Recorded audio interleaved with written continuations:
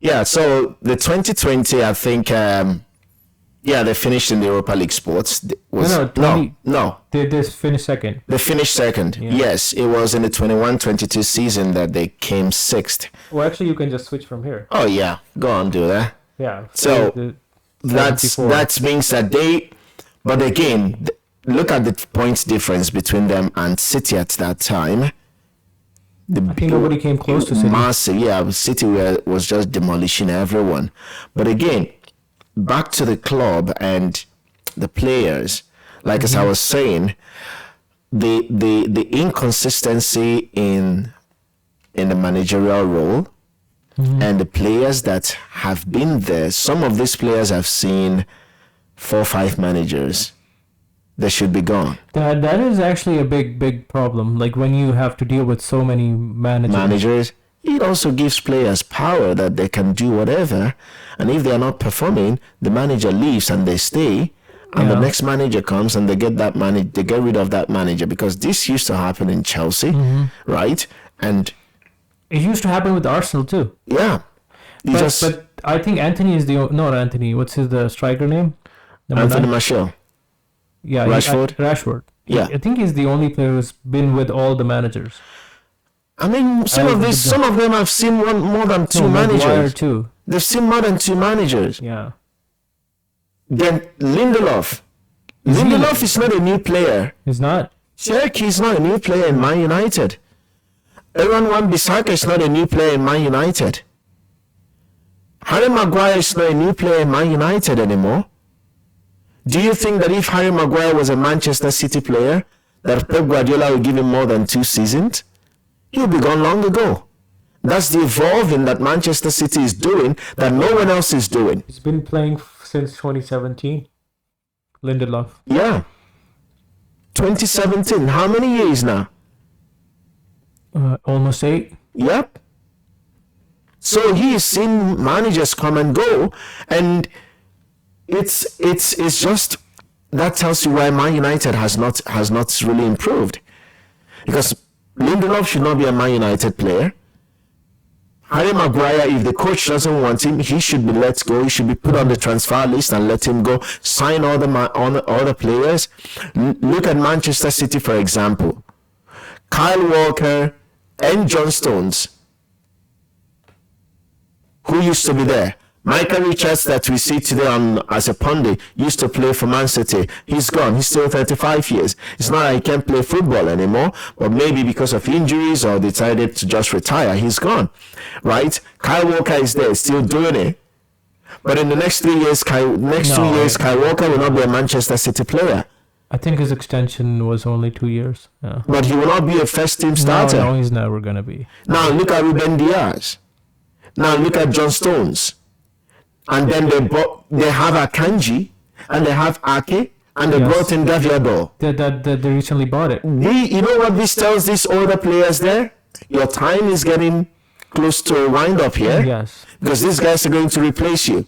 So Pep is already planning ahead of all the other managers. The only other coach that is trying to do that, who started it late, was Jurgen Klopp. Because he did not evolve the team that won the league and the Champions League for Liverpool, and that was why it cost him last season and last 2 seasons. They couldn't compete for anything. But look at Man City. Okay, Rodri, Bernardo Silva. Some players have moved on. Phil Foden is now a mainstay. Gundogan is gone. Julian Alvarez comes in. Jack Grealish, Erling Haaland, Mahrez has gone. These are top players for Man City that have gone. He's already planning ahead. The day Ederson starts messing up. Doku, and I think yes, might Jeremy play Doku. A few more years and then he'll be gone. Yep. And maybe he decides to let Cole Palmer go, because maybe the English thing might get into his head, thinking superstar made in the academy and all of that. Or maybe he saw that maybe this guy might not be a future the way he found Phil Foden. Yeah. He let him go. This is a manager that is thinking ahead. Did you know?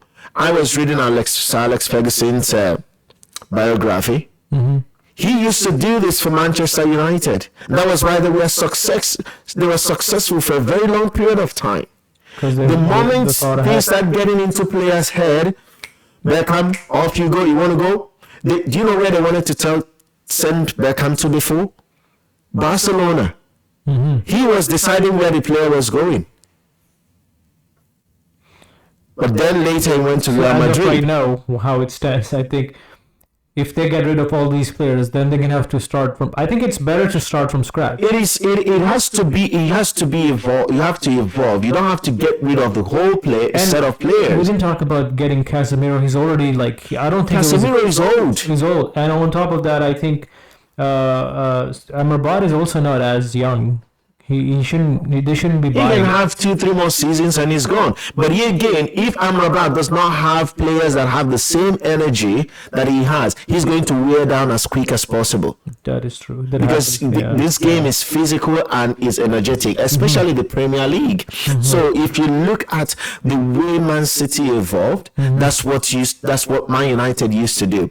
So one by one, they change players. Goalkeeper leaves. Schmeichel was leaving. They were thinking, who is coming in? Okay, Fabian Barthez. Fabian Barthez was not their first target, but they were still looking for until they found Edwin van der Sar. And before you started, they started looking and they found David De Gea. And that's how they were changing. Look at the centre back. Jaap Stam was one of their best centre backs. The moment he had issues with Sir Alex Ferguson, boom, you're going to Milan. He offloaded him to Milan. The moment that even Roy Keane, of all people, the moment he started having issues with the coach, okay, you've given us your best, your prime, you're passing it, off you go. He left. Yeah, I think the only player that I can think of he did was with Ronaldo. Again. I mean, you have to do more now. Like, you have to get rid of players and buy. I think Manchester United should have gone for younger players. You have to have there's a specific way you have to purchase or sign your players. Like, that's not one in the defense line who's younger. There is no one. It's not about getting younger. It's about getting top quality young player. Look at the player that Man City buys. When I say younger, I mean top quality young players. The physical condition of the players Man City buy. Manchester United went for something like who's already won everything or like the bottom of their career. There's nothing to fight for anymore. Varane. Why did they buy Varane? I do not know. And then Casemiro on top. And then he's getting injured here and there again because the physical condition of the Premier League is too much for them. They're coming from a very slow pace. I can think of is Rasmus Højlund. And that's it. Rasmus Garnacho. I don't think he's a Man United, player. I don't think so. Whether he came through the academy of Man United, I can't remember. But he came from academy. Yeah, from the under 21s. Yeah. But again, seeing what Man United used to have from the academy, Rashford is a successful academy player. I don't know about Garnacho, how long he's going to do that. Mason Mount does not have what it takes to play for Man United, even though he's gone there. The physical conditions of this player, the physical traits and qualities of this players don't match what Man United used to be. I remember back in the days, in the late 90s and early 2000s, even all the way until Sir Alex Ferguson retired, there's certain physical traits the players that come to Man United have. And that's what Man City has right now. Yeah, and that's why I'm going to be honest, as of right now, Wolves is a better team than Manchester United. Absolutely. And the same Wolves that beat Man City. Yeah, and it's on top of that, their mentality, if you watch the game, they don't play like Manchester United. No. They're confident, they strive, they go for it, they're not scared, Anyway, that's about Manchester United. That's how poor they have become, and that's why Man City is way ahead of them, even though they call them their noisy neighbors. Whatever you want, you call them. You only have how many Premier League titles before they catch up with you, and before you know it, the season flies quick. I think today they were playing with high school players, and it was an easy win for City, to be honest. It was not hard. Yep. And again, looking at the table right now, there's no way you can find and say Man United are going to just climb their way back in the quickest time possible, because all the teams that are ahead of them are playing a different type of football. Consistent, fierce, firefighting type of football, They are not there to play around, or they're all there for business. They want to win something right now. So it's going to be hard for Man United. Man City, funny enough, they are third on the table. That's how funny this league season is at the moment. Lost 2 games already end of the season. Yeah, they are Because of the game fourth. difference or goal difference? No, they are points difference. It's not goal No, difference. the same points. 24, 24. Tottenham is number 1 with 26. No, I'm saying Arsenal. Oh, yeah. I think it's the lose to win ratio, right? No, it's I think it's the Goal difference? yeah, I think it's the win ratio, Yeah. head to head ratio between both Yeah. of them, because I think they have the same goal difference. Mm-hmm. Well, anyway, that's about that with Man United and how poor that they have become. Looking at other results, Liverpool is the only team that no one really talks about, but look at where they are gradually coming back They are. to what we used to know about Liverpool. That's what they did last year too. Yeah, They were fourth. No, they were fifth. they were fifth. Yeah, they're in Europa Newcastle was League. fourth, Yeah, yeah. Newcastle. I don't think Newcastle would replicate last season's performance. So far, no. I don't No, look like because the playing in the Champions League is a different ball game. If you have not had that experience, and if you don't have depth, when we talk about depth in playing Champions League and Premier League, this could be that you have depth like Manchester City. Not just depth that, French players that can come in, but you'd have quality on the bench that can come in, that can be first team players anywhere. I don't see Newcastle players, those that are on the bench, being first team players in any of the teams that is I around think them. they did the same mistake. They didn't buy good players. They did not buy enough. Maybe Yes, the right word. maybe loyalty. Tonali is gone too. So. Yeah, Tonali is gone for 10 months, right? Yeah. That's a shame. So they will have to go out in the January transfer window and try to buy a player. Was he their midfielder? He was a midfielder, and he was doing well. They have until decent this players, thing. but they don't have the depth. They don't have world-class players. No. Newcastle does not have world-class players. That's the thing. No, but they work they hard. They work hard tracking. as a team. Yes. They work hard as a unit. They have a good goalkeeper. They have good defense, but they are not world-class. They have midfield. Their midfield is okay, not world-class compared to Manchester City. Because Manchester City is the standard right now. Even not Arsenal, even not Tottenham, but Manchester City. So if you look at those teams, I don't think Newcastle replicates that. However, coming back to Liverpool showing consistency again in form. At least when you're in top 4, you have the hope that you can catch up with the number 1. But when you're all the way down to 11th, there's no way you will be able to catch up. Even Manchester United, they are 9 points, actually 10 points behind the number 1. 11 points. 11 points. That's correct. 11 points.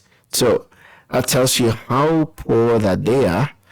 And all the other teams around them are playing well. It's not consistent. There's no consistency between the 7th place and down. But the rest, from Newcastle have been consistent with wins and draws in the last 5 games. Aston Villa as well. They have a manager that's experienced in the Premier League. They have players that are experienced in the Premier League, and they are just keeping it up there, and you don't see them dropping out of that position anytime soon. Now the question is, between now and Christmas, do you think, looking at the results from the weekend, West Ham losing to Everton, Villa beating Luton, Brighton, and Fulham tying 1-1. I wasn't expecting that. Liverpool 3-0 against Nottingham Forest. City beating United. Chelsea losing to Brentford at home. Arsenal destroying Sheffield United with Sheffield has been 5. destroyed by every team now. Yeah. They have only 1 point. And minus 22 goals. They only scored 7 funny? goals. Rory was also mentioning, if you combine the bottom 3 teams, it's only 10 points. And that means that this year, the relegation used to be the relegation battle was you had to score 40 points to get out of relegation. Yeah. He was saying that this year it might be even lower. Lower. It's a tough one because these bottom three teams, I don't see them. Burnley and Sheffield are a flop, like total flop. Luton has tried a little bit. Yeah, add Luton to it because I mean, Luton has no. I don't know who they will easily beat. I don't know. Even they lost to Burnley. Sheffield will beat Luton. So, but anyway, looking at the results here, by Christmas, who will still be number one? How it's like 2 months, right? So eight games. Almost. Yeah, or even less because there is an international break in November. Then it might be like 6 or 7. Who will be top? Top? I think City will come on top. Tottenham will drop down. Tottenham has a tight game to the next team. Yes, I think so too. But if City goes on top, you know, one funny thing is that City is not that dangerous like they were last season. They're actually not that dangerous. Yes, they're today not. It doesn't mean anything Because Man United were so awful. So bad. They were very bad. So, I have a question for you. Do you think Tottenham so far is as good as City last year? Like they're on top right now? That Tottenham is as good as City last year? Yeah. Not even close. I don't even think of Tottenham. They're just sitting there. They're just sitting there on a temporary basis. Not because I'm a Chelsea fan, but so they've been lucky. I think they've been lucky. They have been grinding out results. I think they've been lucky. So again, if you look at 3 games, let me. Arsenal gave it away, and the last game Tottenham, who did they win against? Even Crystal Palace gave it away. Crystal Palace wasn't. They beat Fulham and then Crystal Palace. They weren't putting any effort. Yeah. Fulham, of course, okay, I understand. And there was another game. They beat Liverpool. They did. They beat but Liverpool because of 2 red cards. Yeah. And there was that was an awkward game. That too. So yeah, they've been lucky. That's what they do have good midfielder. They have Madison is really good. Yeah. But compared to City, no way. No. That's why City, I did not mention Tottenham midfielders as world-class players. Kevin Haaland last year, no, there is no way. No, there's no way. There's no way. But again, Tottenham are having it go their way because they are working hard. That's one thing. They are working really hard and they are getting the results. Are they? Yeah, I think so because again, even their game against Palace, first half I think was still 0-0. Yes, it was 0-0. Was still 0-0. But again, because you have momentum on your side, especially when you're on top of the league, you play differently. Especially if you're a team like Tottenham. If Manchester City is on top as a number 1, nothing makes them different. Because they've been there before. 5 times with Pep. Okay. So, but again, they are not close. If I remember correctly, watching Tottenham game, it's not that the opposing team hasn't put a real test. Like I think their guys got lucky. I'm not gonna try to take away things from them, but so far, you know what happens is like, the top teams that they have won against, like Liverpool or Arsenal. And who else the bigger team they have won against? Only those 2. That's 2, right? So they came in thinking like, okay, starting now we're gonna play like whatever, and then they gave it away. And every other team they've played, I think, if you look at Luton Town, right, and then Fulham is not that good. Crystal Palace. I don't know about all other games, but my opinion is okay. Brentford, they tied. Oh, they've beat United. They beat United. Okay, United is so bad this United season. is awful. United is average. They beat Bournemouth. Okay, that makes sense. Burnley. Okay, these 2 are super easy. Yeah. Sheffield. Okay, they've already played the top. Yeah, they played bottom the 3. You have to get points from these little boys, right? right? Arsenal gave it away. Yeah. And Liverpool also gave it away because of 2 red cards. Yeah. And an own goal, and Luton. So they're the only competition so far is. Fulham and Crystal Palace have won, so they still have to play Chelsea. They still have to play City. They still have to play Newcastle. They still have to play Aston Villa Yes. and Brighton too. No, Yep. they did play Brighton. No, they didn't. No, they have not played Brighton. So their real test hasn't come No, up. the retests haven't arrived yet. No. But the thing is this. Those small teams that you've played, use them to get your points. You what? Use them to get your points. As a Yeah, league, yeah, you know, I understand. use them to get your points. But also now, you when have to play understand against it's the the big start ones, of the season. These teams, if you're playing at the end of the season, they will come after you because they want to just not get relegated. Exactly. But remember, Tottenham are not in Europe. Okay. Yeah, They're not in Europe. That also So helps. that could also help them. But again, when they play other teams that are not in Europe, we'll see. The But discussion started who is going to be yes, Christmas half season. I think City. Tottenham has no way. I Tottenham think will still Tottenham be is in top losing 4. next week. Tottenham will still be in top 4. I don't know if they will lose next week No, they because will. No, because I think Chelsea versus Tottenham is a big rivalry. it's a big rivalry. Bigger than Arsenal. But I think it might be a draw or Chelsea might lose. I don't have any hope with this Chelsea team at the moment.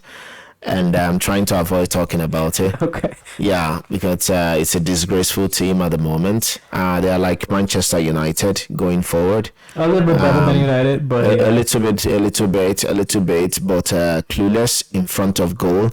no, you know what? Last game, what happened? Okay, let's talk about. We talked about Arsenal. I think Arsenal did not play the same mindset with Tottenham. Like, okay, we're gonna just win. We're not gonna put any effort. It happens when you have so much confidence. You go into the team, and well, okay, we're just gonna play a regular game, not stress too much, and then you're like 2-0 down. You know, when playing against City, they're like full alert. Oh, we have to keep Holland in place and this and that. They didn't go against Chelsea. Chelsea is bad, but what happened in the last game specifically is that Chelsea did not see it coming with Thomas Frank. No, they didn't. We didn't see that coming. However, it's going to be a grand reunion, right? Because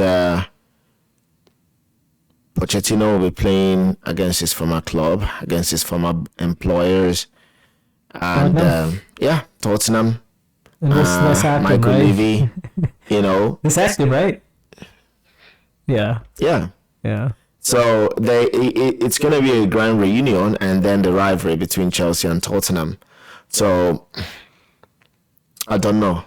I don't really know. From what I saw yesterday against Brentford, I don't know where Chelsea are going to get goals, because we got goals against Burnley, against Luton, you know, which other team did we beat?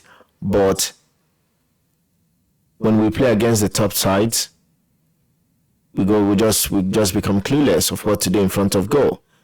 There are no crosses. There are no one shoots. And what's going on with the home? Why are you losing at home? Again, Stamford Bridge used to be a fortress back then. Usually, everyone that comes to Stamford easy. Bridge, everyone that comes to Stamford Bridge back then, you know, it's always scared of Stamford Bridge because of what it means. Especially when Jose was there, how he set the record of 90-something games unbeaten at home.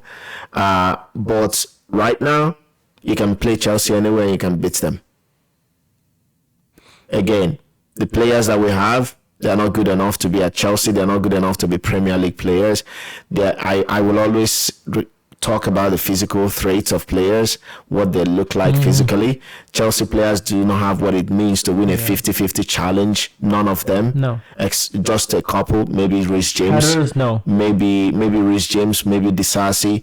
Even in the air, we are not good enough in defending or scoring from set pieces. No. So the team, I don't really know. You know, so it's gonna be a one of a game. So we'll see what happens. But until then, I think at the end of the you know, by Christmas, City will be top. Maybe it might even change next game if Chelsea pulls a result. Because if they win, Bournemouth definitely is going to lose against City. That's a guarantee. That's for sure. And then City will go top. So if that happens, City will remain top.